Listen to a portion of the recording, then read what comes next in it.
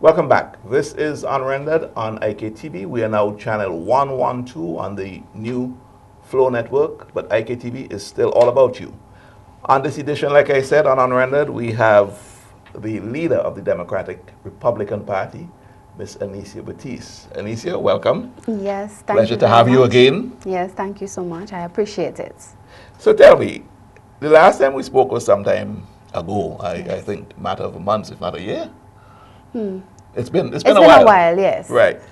And I know I'm hearing bits and pieces about what the DRP is doing, but let me give you an opportunity to tell me, what have you been up to?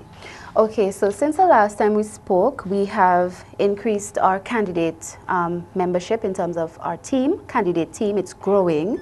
We now have 3 persons on the ground working in 3 different constituencies, including West St. George, where I am working, West St. George, East Kingston, and South Leeward. We're not yet ready to announce formally who they are. However, the persons who are interacting with them would know. But we know you are working in West St. George. I am. Am I correct in saying that that is the constituency that you are in? Yes, it is. Yes, you are correct in saying that. And we are talking with others as well, you know, meeting with persons, screening them to determine where they go and if they are fit to serve as Democratic Republican candidates in the next upcoming elections. Are people knocking on the door to become candidates? You have a rush I wouldn't of people say coming knocking down. However, what we have is a request from the constituents in the various constituencies asking me, who are you running in my area? I want to vote for you. So they're actually looking for that alternative that we represent, and it is a matter of finding the appropriate persons for them. The benefit of talking with the people as well is that they themselves recommend to you whom they think could make a good candidate, and I think that is a very important aspect of candidate selection for a new party, because you want persons who not only with whom you are comfortable as a leader, but also who could really represent the people's interests. And usually it's good when you can hear that coming from the belly of the people, as it were. I think this person will make a good person because he's community oriented, because she works hard, because she can talk to people across the divide. So we've been getting that kind of feedback from persons, of course, and following up as a result. To do with the national appeal, but of course we know politics and country representation has more. Okay, all politics is local, but beyond local, when you actually get into government, you have to deal with the regional and international issues. And not always a person that appeals to the national or has national appeal is suitable to be in governance in a general sense. Well, I hear your concern, but I would like to say that I think the emphasis has to be on local representation, because at the end of the day, the area representative is a representative of the people of his or her constituency. Yes, I agree. And training and development personally and as a team and as a government should be ongoing. So in my book, even if a person may not come into the game having what you may refer to as that national or regional appeal, if he or she fits, you know, for his or her constituency, serving the people there, I believe that with training and the personal development, they can do the job that they need to do on a national and regional level as well, So I think with the two, it's very important, because you don't want at the same time somebody who, I don't know, maybe they have a PhD, they've traveled a lot, they know how to speak to foreign governments, but they're never there for the people. This is what the people are talking about a lot. You know, we want people precisely. So you sort of want to, you know, but I think if you, as a leader, if my emphasis is on the people, that's one of our watch phrases, people's participatory power, PPP, people's participatory power, and listening to them and hearing who they know can help them and work for them. I think at the end of the day, that person can make a good representative nationally and regionally as well. So tell me, you've also been engaged in other forms of getting your message out there. What have been some of these initiatives? Yes. About 2 months ago, the DRP started a radio program, an interactive radio program on cross-country radio. It's every Tuesday morning from 6:35 early in the morning until about 8:55. There are a few breaks in between, but we roughly get about an hour and a half to 2 hours. And because it's interactive, we have the opportunity, unlike our TV program Serving the People, we have the opportunity with this radio program, which is called The Moment of Hope, to interact with the people live, for them to ask us questions, make their comments, and certainly for me as a leader to give information and education about our plans, our ideas, our proposals for change and solutions to the varying problems that face us as a country. So that program has been fairly successful. You've been getting a lot of feedback, people are calling in. Yes, the feedback has been very encouraging, especially because it comes from a wide cross-section of persons, not just, let's say, persons who favor the DRP, but even persons who they will tell you openly on the program, well, I'm really ULP, for example, but I like your work and I want to encourage you, you know, or they may compare me with the parliamentary opposition party, for example, and what I'm doing. So I like the fact that I'm able to cross over and I get feedback from different persons, elderly people, younger persons, women, men. It's very encouraging to me, even the diaspora. So that's key, and it shows me the success already of the DRP, even before we came to them through that media.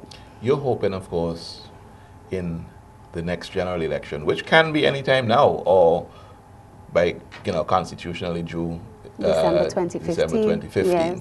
I understand that there's also, it can also go into first 3 months in 2016. Correct, March 2016, yes. So we know at least by March 2016 yes, there'll be a general election. Is the DRP going to be ready with a full slate of 15 candidates? We endeavor to be ready with a full slate of 15 candidates. We are working on it daily, monthly, you know, recruiting, screening persons, following up on suggestions and, you know, ideas. And it's very important to us to be able to field a team of candidates, because we want the people to see that this is a team. We can go forward as a team and we can actually run government.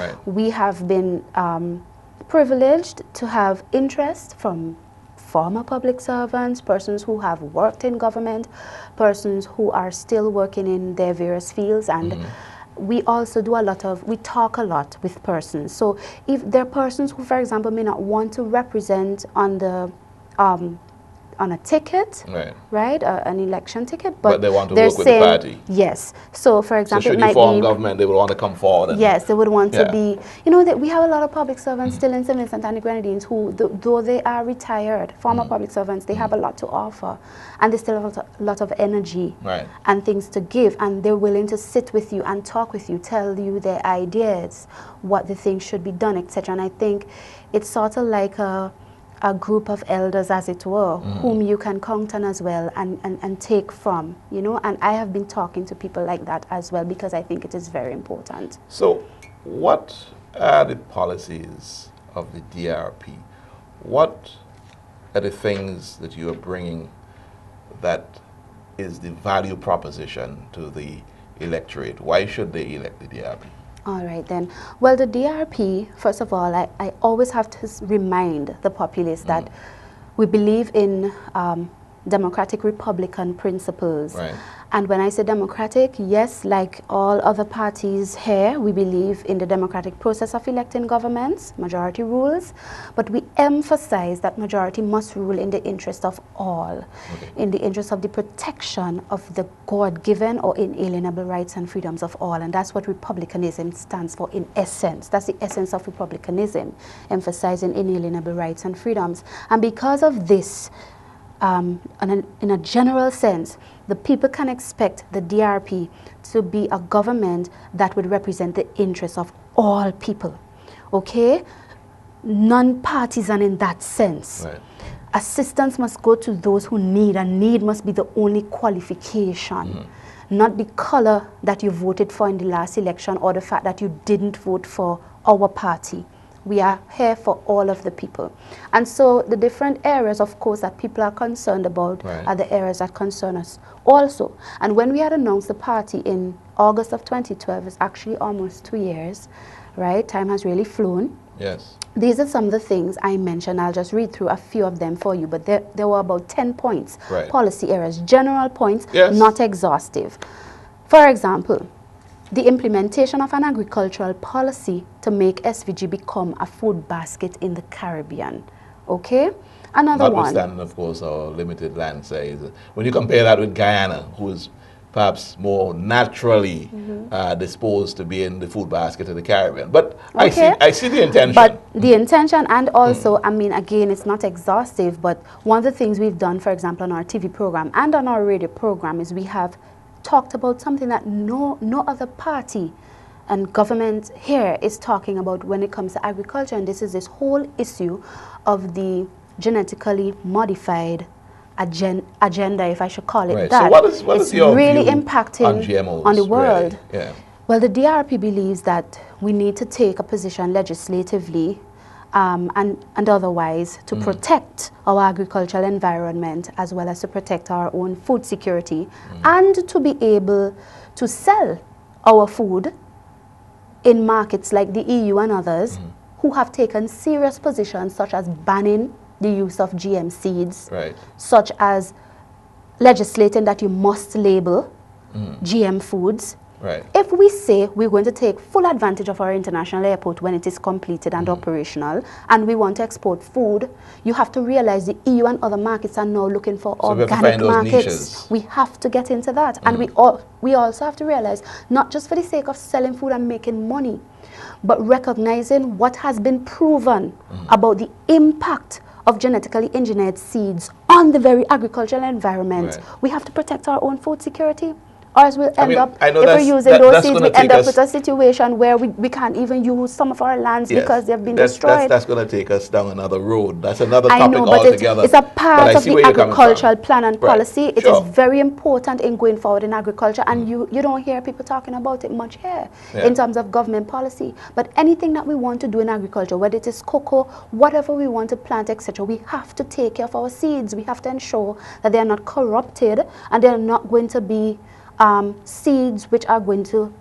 contribute to diseases on our people, as well as cause us not to be able to compete in terms of selling to the markets that are equally concerned about this very issue that we seem to be closing our eyes on. So the DRP will definitely focus on that. And again, all our programs and explanations are on YouTube, Anesia Baptiste YouTube channel. You'll find them there. Another one, for example, the promotion of training in various sports to ensure that the athletes of SVG can compete to win gold medals in the Olympics. But Anesia, it's not just about winning gold medals. It's about a healthy nation, really. Correct. It's about but I'm also talking about sports and the way that it is used. And we have a lot of people who are interested in going further, but the opportunities do not exist to give them the relevant training and exposure that they would need to be able to compete like any other nation. This is an area of concern and interest for our people as well. The DRP recognizes it, and this is why we have at least a policy statement and position on it. So we will seek out the relevant assistance to give that kind of, to provide that kind of assistance to our people. So you're looking at sports in a big way in terms of... It is part of our bringing people right up to the level if they want to compete at the international level. Yes, I mean, I think the Commonwealth Games are going on currently, and I understand we had a swimmer who did very well. She won her heat. Precisely. Yeah. And some people feel, yes, Jo Kim, congratulations to her and her family. Some people feel that, you know, the glory, so to speak, that they speak of when it comes to sports is still evading our athletes, you know, at that level. And there's a lot of discussion around plans that were in place to get us, for example, a stadium, etc., and it hasn't come to fruition. However, I do believe that we must not overlook this, because it's a part of, you know, pursuing happiness, the pursuit of happiness for some. I'm fully on board with you with that. And also their right to self-determination, and we should facilitate in terms of the environment what they would like to do as students, as young people, etc. Other areas include the training of persons into various skills in education, science and technology to allow them to compete even with first world developed countries. I believe there's much more we can benefit from in our relationships with countries like Japan and Taiwan with respect to technology, and that, you know, we have a lot of sort of naturally skilled young persons when it comes to technology, and if they were given the opportunity to be trained into certain things, you know, whether it is so you game want design. you want to harness that. You want to make sure. I want to harness that, and I want us to look at those areas, because those are still areas in the world that are making money despite the financial downturn in the economy, generally speaking. Right. Yes.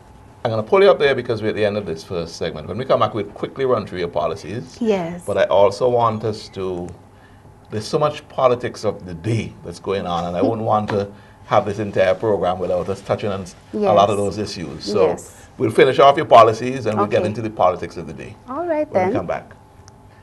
This is Unrendered on IKTV. We're at the end of our first segment. When we come back, my guest will still be here. She is Anesia Baptiste, the leader of the Democratic Republican Party.